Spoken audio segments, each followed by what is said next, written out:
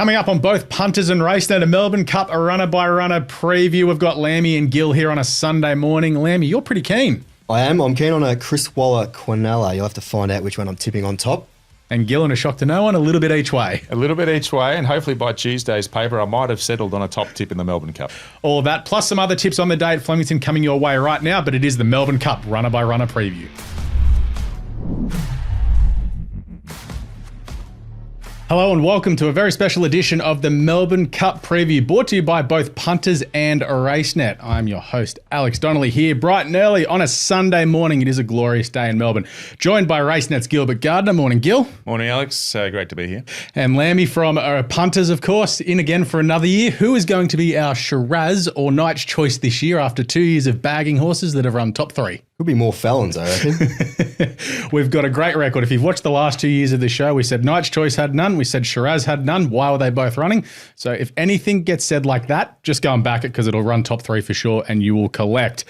Of course, we are brought to you by Racenet and Punters as well. Make sure you go check out them across the coming days as well. A lot of content coming up your way. But as said, we are here for a runner-by-runner of the Melbourne Cup. Lammy's doing the odd numbers, Gil's on the evens. Shout out to Odds and Evens, one of the great inventions of all time. 3 o'clock on Tuesday, the Melbourne Cup, the great race. The rain is coming though, Gil. It is a perfect day in Melbourne this morning. No, we'll be right, mate. We'll be right. Melbourne has a way of working these things out. Speaking to Liam O'Keefe, we're not that stressed. The worst of it is Monday. So That's good. If Monday happens to be the worst conditions, I think we'll cop that. And then Tuesday's still a bit questionable whether the rain actually hits during the race or whether it might come a bit later in the day. So the talk out of Liam, or maybe we're being hopeful a little bit, is that it might get sort of little sprinkles during the day, but nothing of sort of any sinister levels.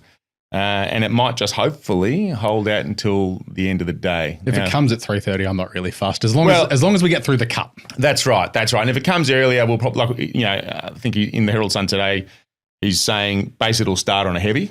And if it doesn't rain during the day, that'll improve as the day goes on. It certainly needed it because yesterday it was a good 3, firm 2 sort of areas. Baking sun. I don't think anyone expected the heat yesterday. There was a few people in a muck lather in the mounting yard. It was that hot. And when you woke up yesterday morning, you're thinking, oh, this is a bit overcast, dreary. What's going to happen? And you get to the track and probably sunburn. So I might even have the sunglasses goggles here for the viewers. I'm not sure.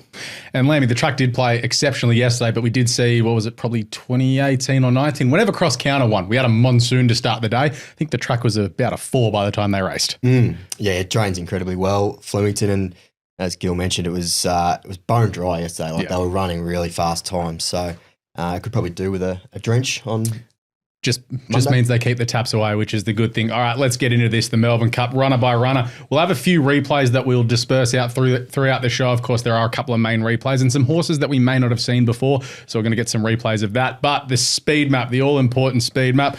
Well, poor Tim Clark, he's drawn 18 or wider in all 4 of his Melbourne Cup rides, and here he is going forward on changing the guard from 24. I think River of Stars and Smoke and Romans also roll forward, Lammy. Yeah, it's actually probably a good thing that changing the guard has drawn barrier 24 because it means we will get a bit of early tempo in the race. We'll get a few horses pushing across from out wide. It'll be interesting to see what the jockeys on Al Rifa and Maidan do from those wide gates. You'd imagine they'll probably roll forward and try to slot in somewhere forward of midfield. Smoke and Romans, Arapaho, possibly River of Stars go forward. It's a nice map for half yours. And I think the 2 horses drawn inside, and we've got Vauban probably a bit closer than I'd have him there. I think he'll probably be midfield, and Athabaskan, I don't think he'll be able to hold a position too close to the speed. And Gil, you were on track yesterday. What were the vibes like post-barrier draw? I will commend them on the barrier draw. They went like Fab Favola drawing those barriers. Yes. It was in the Fashions on the Field tent marquee sort of construction, which I've never seen before at Flemington, to be honest. It seemed a bit rowdy too. It was very busy and a hive of activity anyway, but we managed to get to the people that we wanted to. Tony McAvoy and Calvin, they were absolutely thrilled with that barrier 8. They couldn't have wished. I mean, if they had the choice of walking into the barrier door and picking up the number, I reckon that's probably the number they would have picked up. It basically gives them options. They can do what they like. They can see how it sort of unfolds. Let Jamie go out there and basically assess the situation in the run. They don't have to squeeze him out. They don't have to drop out the back. They can just sit and watch. And if you look back at Caulfield, she was probably chasing a long way out because She drew in, didn't quite nail the start, ended up shuffled back 3/4 of the way back, and then had to sustain a long run. Not sure that's the best way to ride Half Yours. We saw it in the naturalism. He was just off the speed and just exploded late. And I think we might be looking at a similar map.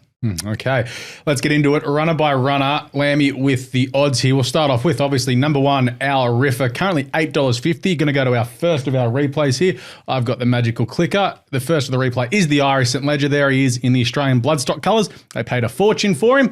He won this easily. Look at him jogging up there. But Lammy, the gate.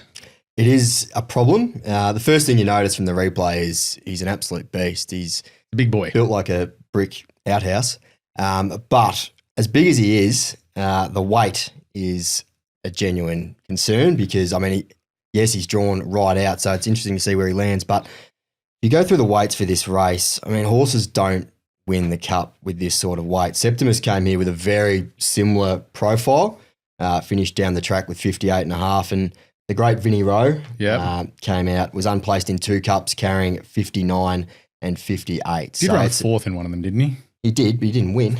We're in the business of tipping winners. But yeah, he's coming here as one of the better credentialed horses we've seen. Multiple Group 1 winner, last 2 wins, massive, carrying big weights. Obviously, the trainer is a big tick. Joseph O'Brien, 2 of the last 8, and Mark Zara's won 2 of the last 3. So ticks a lot of boxes. It's just the weight and now the barrier. It's only this season that they've tried him as a stayer too, Gil, and it looks like that he's excelling at these trips. Yeah, he absolutely is. As Lammy said, the weight for me, I mean, I just can't have him. The barrier, I think, is actually not too bad given the conditions we might strike on Saturday. Mark Zara is the best staying jockey in the land. We see him on the big stage. Saw him yesterday. And sprint races or staying races, it doesn't matter what it is. He just sums up situations really well. So I'm actually not too stressed about the barrier. I think he's got the right pilot aboard, similar to Maidan, which we'll get to later. But the weight is an issue. I mean, it just hasn't happened in the metric system. Think Big's the last one. He won it with 58.5. Maccabi won with 58 in her last attempt, which I guess being a mare, 60. Yeah, so that sort of history says you just don't win, and I just don't think you'll win. Fair enough. Let's go to Buckaroo. Number 2, of course, the Cox Plate is the replay here. Here he is rounding the turn, going up to Via Sistina, and he's followed the Weight for Age path. Feels very, very elegant-esque, but is he going as well as last year? I think he's going as well as last year. I just think he's going really well as a 2,000-metre horse. I mean, you look at him here. Interesting, spoke to Mark during the week, actually, down at Werribee when he went down to ride Al Riffer, have a feel about Al Riffer. And he sort of said at one point he thought, oh, we've got the Cox Plate 1 here. But then Via just dug in and she was courageous and tough. And every time he thought he was a bit of chance of getting in closer, she kept going, lengthening further. And he said if it went for another 200 metres, she wins by half a length. So that doesn't bode well to me going into a Melbourne Cup. And the other big issue for me... He's gone up 2.5 kilos from last year too. Yes, but I just don't think the Melbourne Cup was on the radar. Speaking to Chris earlier in the spring, he was talking, just to see because they didn't really know. He didn't really come up in the autumn. Yep. He was clearly a great spring last year. He's run second in the Caulfield Cup. He won an Underwood last year. He had a great spring, then didn't fire in the autumn. Then they were a little bit questionable as to what he was doing this spring. He's come back really well. I'm not sure 3,200 is going to be his go. Yes, he coursed wide last year. Yes, he probably should have finished closer than he did. He didn't get the greatest of rides, but you can't win a Melbourne Cup on an afterthought. Yep. And I'm not saying it's an afterthought. He's definitely deserved it. The Cox Plate form has worked. As you said, Gold Trip has done it. Of course. Very Elegant has done it. So Green Moon. tick. Yeah, it's the proper form. But he doesn't run 3,200 the others, obviously. The rain's going to help him. I just would have liked them to have the Melbourne Cup on the agenda 6 weeks ago and say we're building towards it and this is what we're doing. Okay. I think he'll run well. But again, I'd be happy to risk him. Craig Williams knows what he's doing, middle draw. Just not sure. Fair enough. Number 3, Lammy, Arapaho for Bjorn Baker, Rachel King, 56.5, 50-1 currently. Was okay last week at Bendigo, but he's not going as well as he was in the autumn when he won the Sydney Cup, like genuinely far lap. Yeah, he finished 11th in this race back in 2022, had 52.5 that day. Very good winning the Sydney Cup, but he was in career best form, as you mentioned, and his last few runs have been pretty disappointing. That first up run where he ran third to Via Sistina, I thought he was in for a huge prep, but Look, I guess the positive is that he looks like he's going to get conditions to suit. He loves a bit of cut in the ground. But yeah, 56.5 is a lot of weight for a horse who's racing well below his best. Number 4, Vauban. He's back for the third time. Geez, he's like triple the odds that he started in both of his Melbourne Cups. Now he's with Gay and Adrian. Blake Shin, barrier 2. He's been below his best this prep. Third time's the charm. He's a mounting yard watch if you want to back him. If he melts, just don't have a cent on him. I'm not getting sucked in again. I've been sucked in 2 years in a row. This not going to happen a third time. Yep. Lucky. Empire Rose, the last horse, I think 1988 or thereabouts, to win a Melbourne Cup at its third attempt after having not won it previously. And he's gone awful in both cups. He has. He has gone awful in both Melbourne Cups. They've settled him. He's not as anxious as Gay keeps telling us. He is racing well. I think from this barrier, it'd be interesting. I mean, if he goes back, if you look at his European form, he usually is better allowed to settle into a race and sort of build. And you might need to be, obviously with the rain comes, 3,200 metres, that staying prowess, that European staying prowess could be big for him. But geez, you just can't get sucked in. I'm sorry. Blake Shin, excellent jockey, champion jockey, in the right stable. The barrier is going to worry me. If they fire forward, it's all over. Yep. So I think they've got to go back, ride for luck. They've got the right bloke aboard to do that, but I will not be sucked in again for the third year. Lammy, anything? He's won for the SP enthusiasts. Yes. $5.50 and $8 in the last 2 Melbourne Cups, but no, I couldn't have him. I know Blake Shin said that he didn't handle Caulfield last start, but the excuses are mounting with Vauban, so no for me. Number 5, Chevalier Rose. Damien Lane takes the ride from barrier 5, 55.5 kilos. He's a top-class stayer in Japan, won the Stayers Stakes this time last year. Has he lost his way in the last 12 months, or have they been foxing to keep the weight down?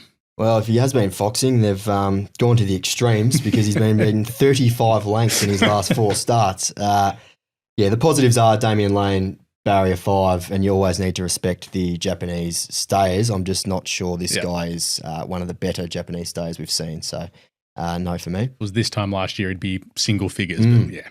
Number 6 is Presage Nocturne, the next of our replay. So this is the Caulfield Cup. This is the one time we'll watch the Caulfield Cup. So $8.50. Jeezy was fantastic winding up late. He's just getting over half yours' heels now. He looks just a perfect made horse for Flemington Gill. Yeah, absolutely. I think the 3,200 is going to be ideal. A grey horse on Melbourne Cup Day, that's going to have the punters. In the wet. He could start favourite in the wet. A grey horse in the wet on Melbourne Cup Day. Thank goodness Valiant King is also a grey, so that might even up the market a little bit. I think he's a genuine winning chance, this horse. He's an absolute, and that's before, I mean, that run was super. That sort of vindicated it. I've got to give credit to Paul Bloodworth, Racing Victoria Racing Operations and international recruiter. I guess he's basically been recruiting all these international horses for the best part of a decade. What a wonderful job. It is a wonderful job. Gets a lot of trips over there, but brings them back here, which is important. And he sort of suggested, so in France, he thought this horse would really suited to Australian-style racing because in France, they sort of walk and crawl and then they sprint home, and he's not really suited. He needs to wind up, and we saw that there. He didn't have the turn of foot to go with half yours, and that could be the issue on Tuesday. But he will like the Australian style of racing, and you couldn't be more impressed with that run. I think it's also pretty cool. Stéphane Pasquier, the jockey, experienced French jockey, ridden a heap of winners over in Europe, and Alessandro Botti, who's also arrived in Australia in time to collect a cheque and a trophy potentially. His wife, Ilaria, said that Stéphane, they had no choice but basically just to keep him on the horse. Apart from the fact that he gets on with the horse really well, and the horse is a bit of a dude. He's, French, Italian. He's a bit of a romantic. You wouldn't want him on Lygon Street after hours. He sort of likes to enjoy his European flavour. But Stéphane Pasquier, his dream was to ride in a Melbourne Cup, and he gets to live the dream. I think that's pretty cool for us here in Australia. We know what the Melbourne Cup is, but for a bloke in Europe, who you wouldn't think would have any got interest. The arc. Yeah, exactly, perfect. And you wouldn't think he'd have any inkling, but he wants to ride in this race. So I think it's a genuine winning chance. Hand on heart, I've been accused of having 2 sets in the past. I need to put it on record here on camera that I may have made a bit of a blue in today's Herald Sun, Sunday Herald Sun. I've tipped Presage Nocturne in the panel, and I've tipped half yours in another section of the paper. So I'm having a bit both ways. Half yours, maybe a dead heat, could be a good omen for Tuesday. Lammy, anything to add on Presage Nocturne? No, I think we've covered it off pretty well, and they'll be doing a rain dance because his wet track form is very good. All right, well, you can talk about Middle Earth, is $34. Kieran Maher, Ethan Brown. I don't want to back him into form. He's been average this time in. He has indeed, he won at his Australian debut, and There was a big boom on him, came with a big price tag, but one placing in 7 starts since that Oz debut, which came last start in the JRA Cup, which I don't think is the right form for this, beaten by Star of India and Alan Kerr, hardly world beaters. He was pretty well held as well. I just don't think he's going well enough. Gil, you've been tipping him up. Yeah, look, I've been sucked into him the last few starts. I thought he might have run a cheeky race in the Caulfield Cup. I thought he would come out and win that JRA Cup, and he didn't quite do it. But I do note blinkers on first time, so it was a bit of a half a trial to see how he goes with the blinkers, and he actually raced really well with it. He picked up, didn't quite get the turn right. He loomed up in the back straight there at the Valley, didn't quite get the turn, and then picked up again late. Ethan Brown, we've seen his riding ability, and that combination, Ma Brown, I mean, how good are they going together and in these top-class races? It's the wizardry of Kieran. I think if he wouldn't run a horse in the Melbourne Cup because he just wants to have a runner in the Melbourne Cup. He's won the race before. And you go back to Gold Trip, so he's Melbourne Cup winner. He ran a second in the Caulfield Cup, came out and placed in a Cox Plate, 40 metres, and then came out and bolted in. Same prep. The Melbourne Cup. This horse has done the same thing. Didn't quite run, didn't go to plan. They knew he was a little bit underdone.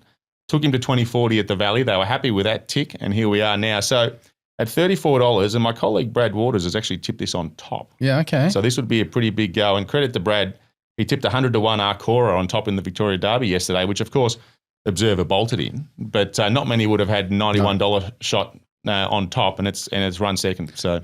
Yeah, and as you said, Ethan Brown has produced 2 of the best losing rides you'll see in the Golden Eagle and the Everest. He's picked up about 4 million, but he could have picked up about 30. Number 8, Gil, is Maidan. The Crisfords, they've replaced Audrey Adzini with J-Mac. That's a pretty good pickup. Barrier 22, ouch, but J-Mac's getting down to 54. He was slaughtered in the Caulfield Cup, sorry. Jeez, he found the line well late. Tell you what, they've been vindicated with that jockey booking, haven't they, now that he's got Barrier 22. So you wouldn't want a better person aboard than James McDonald, the world's best jockey. That's what it is. Official rankings, otherwise, cut it anywhere you like. And he's going to need to be to win from Barrier 22. 54 kilos is a big push for J-Mac to do this, and he doesn't do it that often, certainly not in this. Hasn't done it in 12 months. Yeah, exactly. And having spoken to him, the last couple of times he's sort of got down to these weights, he has won. So he only does it when he knows he's got a horse that's worth doing it for. He went down to Werribee during the week. He's ridden the horse. He's absolutely, like J-Mac says it how it is. He doesn't sort of gild the lily. Yeah, he's very buoyant about this horse. Ed Crisford's down here. To be fair, Ed was flat with the barrier. That's probably popped the balloon a little bit. The horse couldn't be better. They think 3,200 metres is actually what he wants. Yep. So is he a non-winner? You'd make a case. You look at his record. He runs a lot of good races, thirds, fourths. Yeah, doesn't win too many. Can he win a Melbourne Cup? Question mark. He's got the right jockey. Bad barrier. 3,200 metres is an X factor. You've got to include him in the top 4. Yep. Number 9 is absurd. $23 for Willie Mullins, who just won the Breeders' Cup over in America with a horse that won the Ebor. Karen McAvoy, barrier 4, 53.5. Gets a good run, but Willie Mullins did say during the week he pulled up a touch sore after his gallop, and it's third time lucky for absurd here, Lammy. Yeah, it's never good when they have a little, not necessarily a setback, but a little injury cloud hovering over them. But yeah, 7th in 2023, close up 5th last year, only goes up 1 kilo from last year, and McAvoy to pilot again. Thought the Caulfield Cup run was solid. At times was racing in restricted room from barrier 1. The extra Australian run under the belt this time around is interesting, so I could see him improve into the money, drawn ideally in barrier 4, but yeah, an 8-year-old having his 3rd crack at the race, it's just a level of improvement from last year. He probably hasn't gone on leaps and bounds, but he'll be in the mix again. We'll get to number 10, Flatten the Curve. This is the Belmont Gold Cup. Parchment Party's in this as well. Now, if you're watching this on screen, Flatten the Curve is in the nose roll 30. He's about to fall out the back of the screen because they transferred this race from the turf to the dirt because of the monsoon. For those who have seen the time and are trying to correlate it to a 3,200 metre event, they ran this over 2,800 metres. So don't get mixed up on the time. This horse has now since gone on to win a race in basically what I could consider a paddock, Gill. You've picked an interesting replay for this horse. He's dropped out of the screen at the top of the straight. Well, I was limited to the number of replays I could get. Oh, there he is. There he goes. Yeah, I want to back him off that. Yes. It might be a similar picture on Tuesday, to be honest. Look, it's got a great name. 5 years on from COVID, we got Flatten the Curve.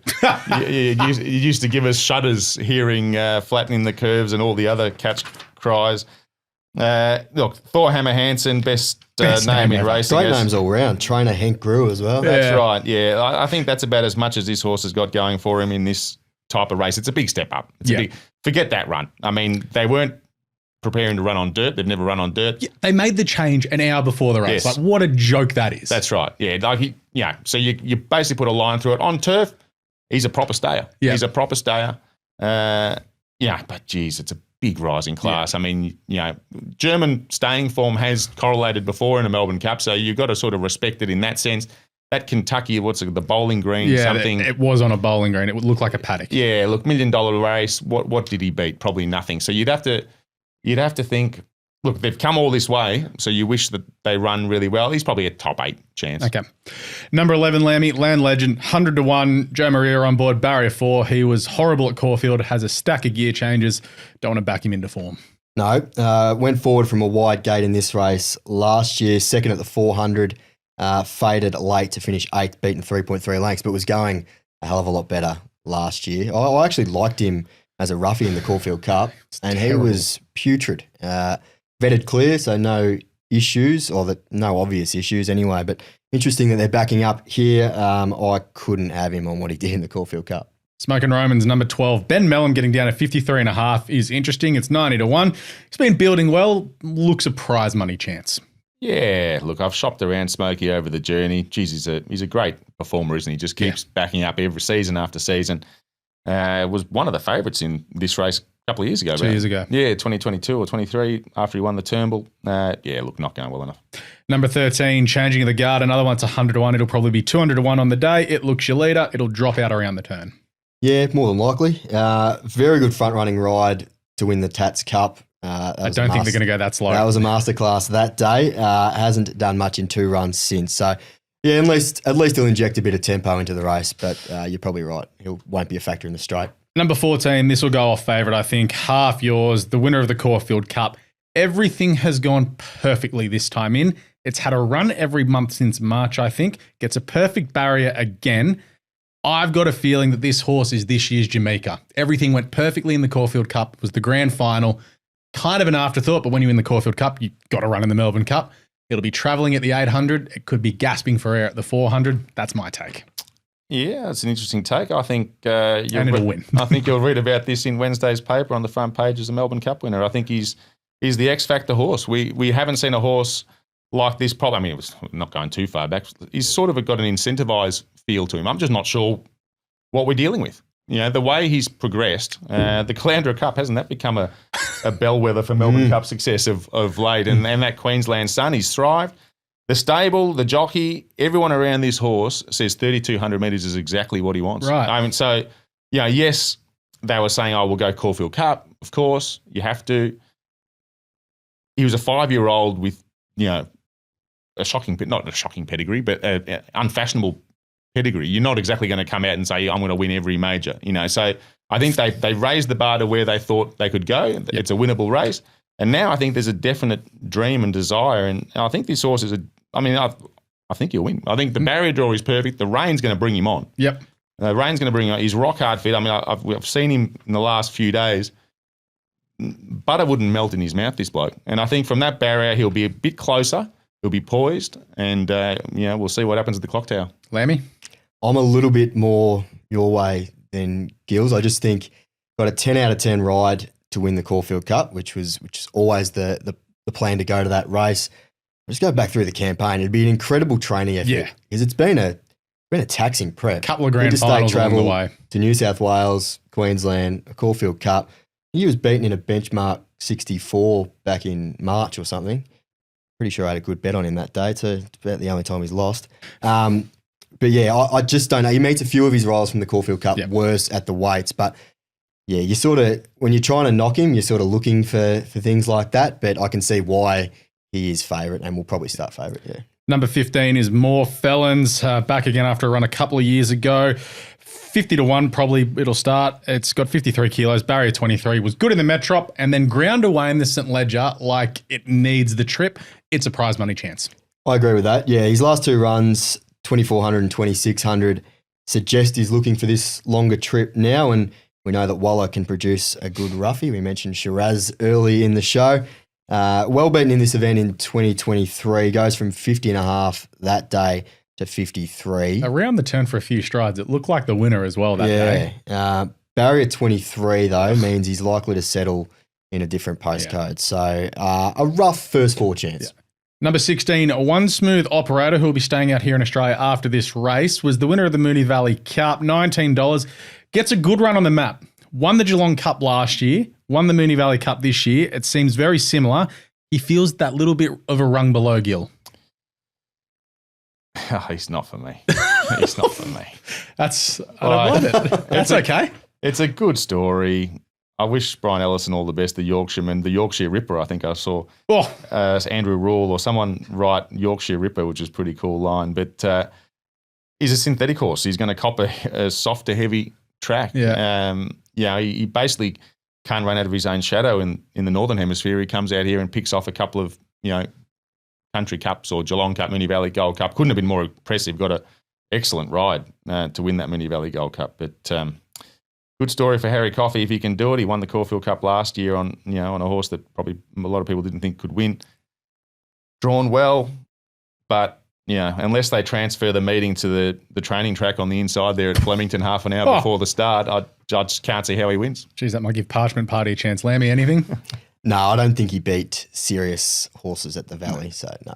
Number 17, one of the most interesting runners in the race is Further, bought by Australian Connections before this run. Won the Jeffrey Freer 2 starts ago before running in the St. Ledger behind Scandinavia. Northern Hemisphere 3-year-olds have a great record in the race. There he is in front in the yellow and purple. He'll have different colours on Tuesday. Andrew Balding is a very good trainer. Mick D, barrier 7, 52. There are a lot of ticks here. There are, and you would say that because you've been talking up this horse for a couple of weeks. But yeah, that was a nice win, and it has been a good form reference for this race traditionally. And yeah, 4-year-old Southern Hemisphere with no weight has been a nice profile. I think Bound to Clare, Cross Counter, rekindling in recent years. Coming out of not this race, but the one after this was a really strong Group 1 where he wasn't disgraced. My concern is that he hasn't really put two rock solid performances together yet. His form, it's sort of yo-yos. So I just think it might have come around a little bit too soon for him. Big field, potentially a rain-affected track too. We don't know if he'll handle that. I can see why you'd be keen, but I just think he may be a little bit too soon. They don't want rain on the day during the races from what I've heard. So that's it. Anything, Gil? No. Number 18, Parchment Party. William Mott, Johnny Velasquez, barrier 3, 52 kilos. He's 50-1. He probably should be 150-1. Leave me out of a dirt horse. Spot on. Yeah. Good on them, though, for coming. Good on them for coming. They've travelled further than anyone. They've had to go from the US to Newmarket to here. Really? Yeah, there's no accredited quarantine centre in the US. So they had to go to... So he's done, He's gone around the world, literally. He's gone around the world. He's done multiple sets of quarantines. It's a massive effort. It's an endorsement for the Belmont Gold Cup being a golden ticket race. I mean, this is a big opportunity for Victorian racing, big opportunity for the Melbourne Cup. I hope the horse runs well, top 10. Yep. I don't think he will. But, in terms of having the American eyeballs, and we were watching the Breeders' Cup, Willie Mullins just won, as you said earlier, won a big race in the US, and they're saying, you've got a horse in the Melbourne Cup. So there's the conversation in the US about the Melbourne Cup and Australian racing is important for our racing, our future. I think it goes prime time as well. 3 o'clock would be about the middle of the evening there too. Yeah, that's right. So hopefully he runs well, and you never know. Maybe, look, if he runs super, I mean, Bill Mott is a Hall of Fame trainer. He's won everything over there, so he knows how to train it. Velasquez is a Hall of Fame jockey. So. Has he ridden in Australia? That's my concern. Barrier 3 in a 24-horse field Melbourne Cup. Hustle and bustle. Like, I know dirt racing a little bit different, but geez, if he gets barreled in, is he going to Frankie Dettori his way out of there? Look, we'll see how he goes. He's going to ride earlier on the card, so unlike Thorhammer Hansen, who I don't believe has picked up a ride elsewhere on the card, Velasquez, I think, I understand, will be riding for Mick Kent in one of the early races, race 3, I think. That feels a very Mick Kent thing to do. So you'll get at least a taste of the racing action as opposed from the other side of the fence. But look, rough top 10 chance, realistically a back marker. Anything, Lemmy? I think Darwin Cup might be more his go. Hey, don't say that. The mighty Hadouken's owner is in this office. Yeah, he'd have to beat Hadouken, obviously. Yeah. Number 19, Arthur Baskin, probably starts 100-1. Johnny O'Shea, Tom Charlton, Deck Bates from Barrier 1. He came into this last year before he got ruled out on the vets, probably in better form. If you don't like one smooth operator, you probably don't like him given the Moonee Valley Cup. No, well said. 5th in the Sydney Cup earlier this year, but largely uncompetitive in his next 4 starts. He was better last time, but 6 cracks at Group 1 company and only placed once, and that was in the Sydney Cup last year. Number 20, Goody Two Shoes, 40-1 for Joseph O'Brien, Wayne Lorden, Barrier 20, 51.5. He won races at Down Royal and Fairy House to get into here. It's great to see the JP McManus colours here, though. I think it'll be looking for a jump at about the 1,600 metre mark. Yeah, I beg to differ. Okay. Beg to differ. I think this might be Joseph's chance, actually. Really? I'm happy to go against Al Riffer. I think this one here, this is not here for a trip. Yeah, they've qualified, so why not? He's not here for a trip, this mare. Mare, 7-year-old mare. Yeah, so I think, the issue for her is going to be the wet weather. She's a proper fast horse. They brought her here. Fastnet Rock. They thought she'd be, they brought her here for those conditions. And now they're not quite, they probably would have liked the Melbourne Cup to be run on Derby Day. But that's the query. I think weights-wise, she's got, she's about the same as Al Riffer. If you look at them on weights, it's a handicap, as we know. So I think she's not the worst chance down in the weights. Drawn out, see how we go. But, the weather's going to be a factor. I think that's a top 4 chance. That'd be one. She's one for my trifecta's first 4s. Lammy, anything on the thing that's gone over the fences? No, not for me, but, the Joseph O'Brien factor, need to respect. Number 21 is River of Stars for Chris Waller and Yulong. Bo Mertens, Barrier 14, 51.5 kilos. Was on the speed in the Caulfield Cup and was the only one of the on-speed horses to be in the finish. Yeah, it was an excellent performance. Relished the step up in trip and a bit of a stronger tempo there to make half yours work for the victory. The rise to 3,200 certainly looks suitable. Looks dangerous with just 51.5 kilos. It is always a bit of a concern, though, when you get a near 100-1 pop perform like that, like a spike run, whether they can actually repeat the dose at their next start.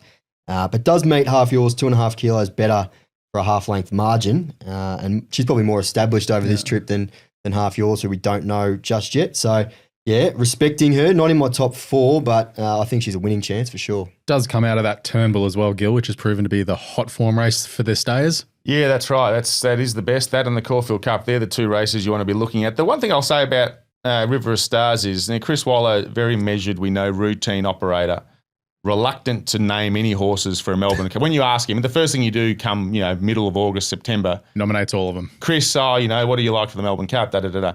And always, it's too early. Now, I think it was probably around 2nd or 3rd week of September, I can't remember exact, but we asked him and he said River of Stars. Yep. And since that point, he's been calling this horse out as his Melbourne Cup horse. And we saw what happened in the Caulfield Cup. 2 miles, no issue. Definite top 3 chance. And Bo Mertens has flushed his Melbourne Cup rides when he gets a chance too. Yes, I think this will be his 3rd attempt. So he got Shiraz there for 3rd at 150-1. You might read about him over the next couple of days. But Cismontaigne, I think, was his first one for Gay. Yep. That also went around about 150-1. So Bo is thrilled to be riding one that's about 5-1, not 150-1. Yeah. Number 22, Royal Supremacy, another one for Australian Bloodstock. Good on Australian Bloodstock with the amount of runners they've got in this race too. They spend a lot of money. $34. Robbie Dolan, the fairy tale cometh again. 51 kilos. Barrier's horrendous, but his runs in the Caulfield Cup and the Metrop, he's a top 7, top 8 hope. He's had his birthday and the barriers cost him. Number 23 is Torrenzino. Now, for you, Gil, I think this would be the story that we'd all want, given we've got Paul Pruska, Celine Gaudray on Barrier 18, 51 kilos. He was awesome in the Bart Cummings, a strong winner of the Geelong Cup. Geez, he looks like he'll lead up 3,200, Lammy. Yeah, and the Bart Cummings was a proper staying test too, and he got sort of stronger as the race went on. He doesn't have a great turn of foot, but he'll stay all day. I think they'll go forward from Barrier 18, put him into the race nice and early. Performed well on wet and dry, wet to a soft 7. So if we get any worse than that, it's a query. But interestingly, never ever contested a Group 2, let alone a Group 1. This horse, who's had 30-odd starts or something like that. I don't know that in front of me. But, he's going well, but it's a tough ask for him to turn the tables on Valiant King. I'll forever love him for winning the Easter Cup earlier this year. Number 24 is Valiant King, also comes out of the Bart Cummings. So let's run that replay now. Torrenzino is up on speed in the yellow colours. It's in second now, and here's Valiant King, Gil, the other grey, just eating up this hot tempo. He was fantastic in the Caulfield Cup, fourth up. This and the Caulfield Cup run were phenomenal. He's got to go into everything. Yeah, he does. He does. Look at him go. Sense of timing about him, isn't it? And he was very unlucky. I mean, he could have easily been a Caulfield Cup winner with a few extra bits of luck there for him. But so you got to respect that. John McNeil has won this race 5 years ago. He knows how to win this race. It's another grey on a wet day in the Melbourne Cup. So that'll be a factor. I think again top three. So I think I've named about 6 horses to run top three. So Your drawn esteemed well. colleague will be all over you for that. I wouldn't think. It and half yours. You expect them to be sort of close together somewhere in the run and maybe even following each other. Yep. Lammy, anything? Yeah, I'm keen. Okay. This is my on topper. Obviously 13th in this race last year, but wasn't going that well. He looks a completely different horse this time around, but stays down on 51 kilos. Obviously the Bart Cummings run was a cracker. Caulfield Cup run just as good. What was he? He was 16th at the 400. Got home incredibly well for third there, and looks well placed to turn the tables on half yours, I think, with the weights. And barrier 10 looks perfect for him because he'll be on the outside of runners, but he doesn't need to go all the way back to last. Hopefully, just beyond midfield. And the wet track, not necessarily an issue. I've seen a couple of people on social saying that he doesn't want a wet track, but had one look at heavy and a European heavy, and he ran quite well. So he's the one for me. All right, that's all 24 runners that we've gone through. Gil, I'm putting you under pressure. You have to pick one. Who's your on topper? Oh, gee whiz. Do you want me to let you think about it? I'll go to Lammy. Get the Who Wants to Be a Millionaire music. Yeah, it is, isn't it? Just played in the background for 5 seconds, Gerald. Do you want the wallet? The wallet says Presage. Yep. The story says half yours. No, let's go the wallet. The wallet's the important one. The story's great. What do you want to win? What do you think will win? I think half yours will win. I think the Australian form. Well, I have got Presage Nocturne at each way, right? So He's got it as on top in the sheet as well. So I'll win either way because I've got him, I think, $7.50 the place. So I'm going to win regardless. So I think half yours has got that X factor. I think that local knowledge will help. The hustle and bustle of Presage Nocturne on the big track, yes, he'll suit 3,200. So I'm going to go half yours to beat Presage Nocturne. We've turned over the graphics on the video. It's all happening. Valiant King and Maidan to end at the top 4. Lammy, you're much simpler than this. Looking at your betting strategy. Yeah, Valiant King on top for me. I've gone with Buckaroo for second. I just really like that Cox Plate form. It's stood up since Green Moon 2012 or 13, whatever it was. And he was a good effort last year. He covered 15 metres more than the winner, drawn for a more economical run this time around. Got El Riffa in for third. I don't think he can win, but I've got him in for third. And Maidan, I've just cooled a little bit because of the barrier.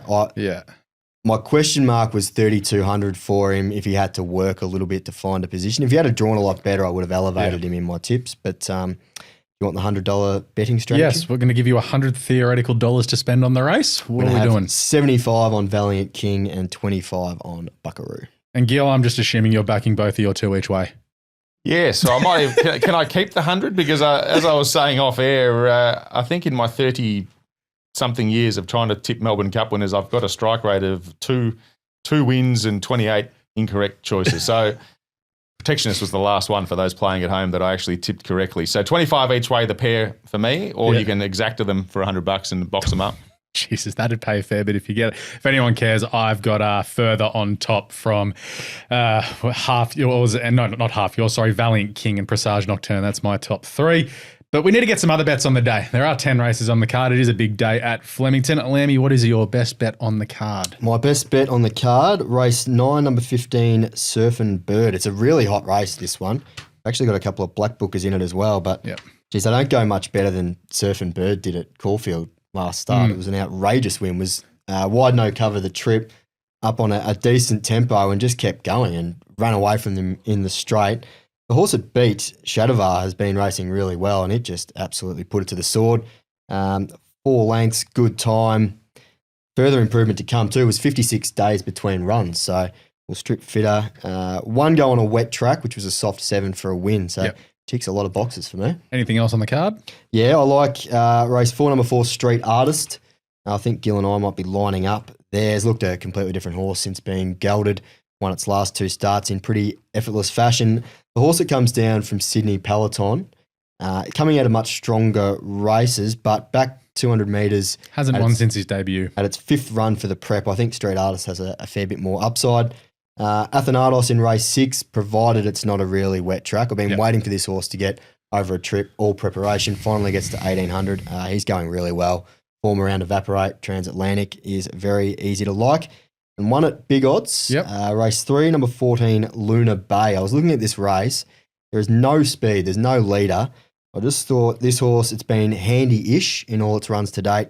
Blinkers on first time and gets João Moreira. So strong rider, blinkers on, goes forward, hopefully controls it at around $21 last time I looked. Gil, you like Street Artist as your best? Yeah, Street Artist. Geez, they're filthy that they had to geld this horse. He's a proper horse, I think, but he was just a bit of a nutcase. So had to do what they had to do. So Street Artist will just go out and win. Nice and simple there. Race 5, number 9, Litsteel, which is a relation to Vow and Declare. So we know that the family, it's a half-sister to Vow and Declare, the Melbourne Cup winner 2019. So the family knows how to win on this day, and I think good run. It was at last start, I believe, just a real flashing light operation. So Litsteel should go really close in race 5. Race 8, number 2, Navy Pilot. And he was a Caulfield Guineas favourite or thereabouts. Well supported.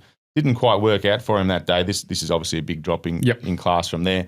I think that form will hold up. And Bossy Nick, race 9, number 5, Flemington Straight, Hot Hand McAvoy's. I don't reckon they'll be watching Bossy Nick. They could be sideways by then. They could be sideways by then. So maybe a double for the stable there with Bossy Nick. Likes the Flemington track.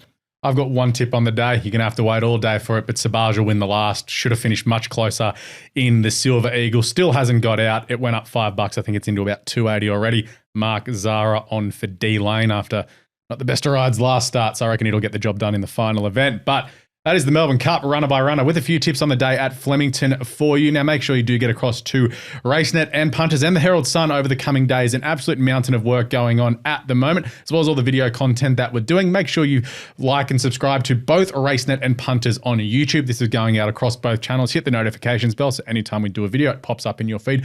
A lot of videos coming your way this week. Caitlin McDonald is going to be in studio this week with us. We've also got Hold All tickets on Thursday. We've got Out the Gate this coming Thursday as well. A lot of content coming your way. We've got all of your Flemington tips covered. There'll also be some Randwick tips for Tuesday coming your way as well. But good luck this week in the Melbourne Cup. Always gamble responsibly, and we'll catch you next time.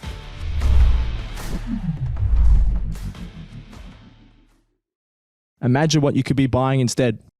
For free and confidential support, call the number on the screen or visit the website.